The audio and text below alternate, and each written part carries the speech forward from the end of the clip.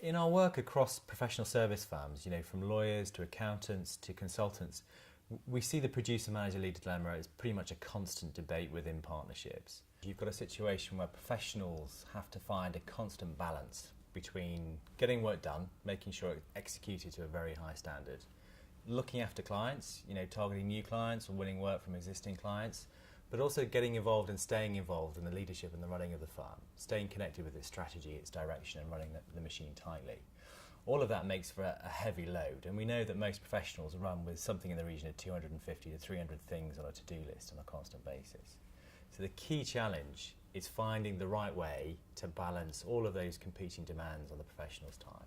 They're often sort of struggling with that, finding their new relationships amongst senior associates, all the way up to the guys who take on senior leadership positions when they take on the managing partner role or senior partner role.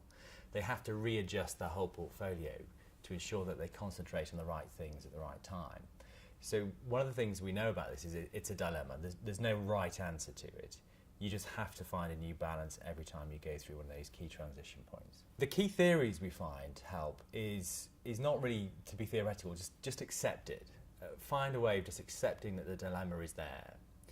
We often talk more about the consequences of not having a successful solution to it.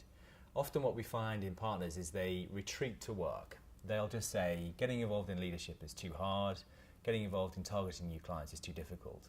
I'll go to utilisation. It makes me happy. I get the buzz from actually delivering some great work. Clients give me the things. I get all the good vibes from just staying in the producing bit. And often what that means is they tend to neglect the issues around leadership and setting direction and feeling connected to the firm in some way. So the big consequence for them is often that they'll feel, I'm not a partner anymore, I'm just an employee because I'm just doing the work. And that can have really negative consequences for both the partner and their teams. The other consequences you often find is then abdication. I'm spending so long doing leadership now that I'll neglect my clients and I'll neglect my work. And at some point that leads to a consequence in the longer term about finding, how do I get back? So if I step back from leadership, how do I then re-engage with my practice and my client groups? How do I stay relevant to the market as a leader in the firm so I can actually get ahead of client trends and start to pick the right strategy for our clients? So we noticed that retreating to producing is a risk. Spending too much time in leadership and not maintaining contact with your client base is also a risk. So it comes back to this question of finding the right balance. The first thing is to be really clear about what it is that's really important to you in the role that you're facing over the next short term and long term. The second thing to concentrate on is just acknowledge that you're never going to find the right balance. Don't beat yourself up. Don't try and feel guilty all the time about the things that you're letting go or neglecting. Be pragmatic and say, well, actually, if I'm trying to do 3 or 4 things and produce things and win clients and also lead, where are the areas where I might choose to act that actually do all of those things in one go? And then the third skill, which we find all professionals neglect, if I had one magic wand, I'd go around tapping them on the head every single time. And they don't invest enough in their networks. They have contacts all the time with peers, with clients who are struggling with the same issues, and they just don't share it. So in summary, 4 key things, one of which accept it. It's a normal experience, every partner goes through it, talk to everybody about it, make sure it's shared, it's a common thing. Second thing is remain future focused. Get an idea about where you want to go in the future. That'll help you, and the more public you are with that, the more people just operate and help you out in achieving it.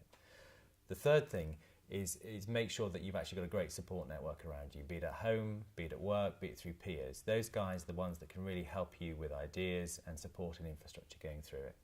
And the fourth thing is just be smart. Try and do things in different ways that combine all the things that you're trying to do. Don't try and be leader one day, producer the next. It just doesn't work. You have to blend them together. The one key question I think for partners is, it's normal. Who are you sharing it with? Who are you inviting into your network to understand and help you make the decisions about how you find the new balance to your producer, manager, leader dilemma?